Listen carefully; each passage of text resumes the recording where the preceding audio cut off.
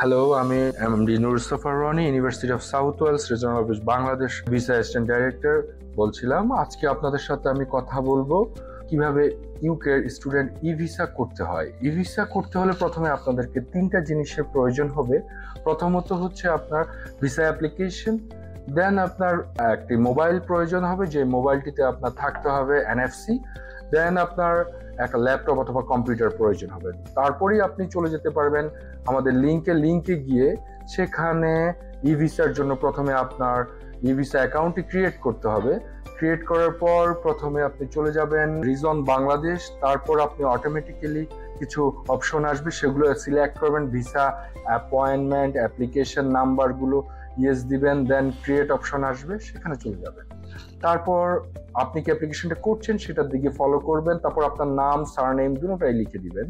তারপর চলে যাবেন অ্যাপ্লিকেশন থেকে আপনি চুজ করে নেবেন আপনার পাসপোর্ট নাম্বারটি চুজ করার পর ওখানে পেস্ট করে দিবেন। পেস্ট করার পর আপনি চলে যাবেন নেক্সট অপশনে। মনে রাখবেন এখানে কিছু ভুল করা যাবে না, ভুল করলে আপনাকে চলে যেতে হবে আবার পিছনের দিকে, কান্ট্রি অফ ইস্যুটার দিকে খেয়াল রাখতে হবে। ইস্যুটার দিকে খেয়াল রাখে এখানে বিজিডি বাংলাদেশ ক্লিক করলেই চলে আসবে। এক্সপায়ার ডেটটা তখন পেস্ট করবেন বা পাসপোর্টটা হাতে রেখে সেখান থেকে লিখে ফেলবেন। দেন অটোমেটিকলি আপনাকে আপনার বার্থ ডেটে চলে যেতে বলবে। তারপর যেই ইমেল অ্যাড্রেসটি দিয়ে আপনি অ্যাকাউন্ট খুলেছেন সেই ইমেল অ্যাড্রেসটি দিবেন। সেখানে মনে রাখতে হবে একটা ওটিপি যাবে, ওটিপিটাই হচ্ছে মেইন। অনেকগুলো ওটিপি নিয়ে আপনাকে কাজ করতে হবে। দেন আপনার বাংলাদেশি মোবাইল নাম্বারটা দিবেন। এটা কিন্তু ওটিপি আসবে না, ডিফল্ট দিয়ে পরের অপশনে চলে যাবে। তারপর আপনার অ্যাকাউন্টটি ক্রিয়েট হয়ে যাবে। আপনার ইমেইলে একটা কনফার্মেশন ইমেল চলে যাবে। ইমেল চলে যাওয়ার পর একটা চেক লিস্ট আসবে, চেক করে কনফার্ম করবেন। তখনই আপনাকে আপনার অ্যাপস ওপেন করতে হবে। অ্যাপসটা হচ্ছে ইউকে ইমিগ্রেশন চেকার।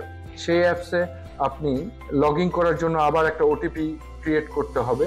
সেটা আপনার কম্পিউটারের যেই অপশন আছে সেটার দিকে ফলো করলেই হবে।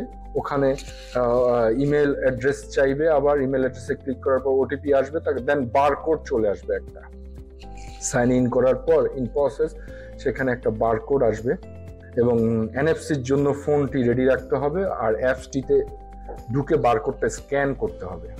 বারকোড স্ক্যান করার পর আপনার মোবাইলে একটা ওটিপি আসবে। ওটিপি আসার পর সেটা দেওয়ার পর সেখানে আপনার পাসপোর্টটাকে স্ক্যান করতে হবে।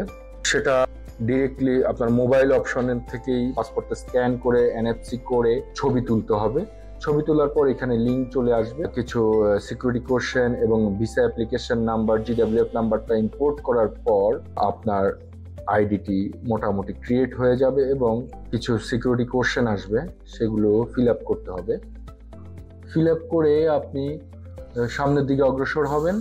অগ্রসর হওয়ার পর সেখানে আপনার সিকিউরিটি কোশ্চেনগুলো চাইলে আপনি সেভ করে রাখতে পারেন অথবা মনে রাখতে পারেন। দেন আপনার সাবমিশন চলে আসবে। সাবমিট করে দেওয়ার পর আপনার ইমেইলে সাবমিশনের যে লিঙ্ক, রেফারেন্স নাম্বার, সেটা চলে যাবে।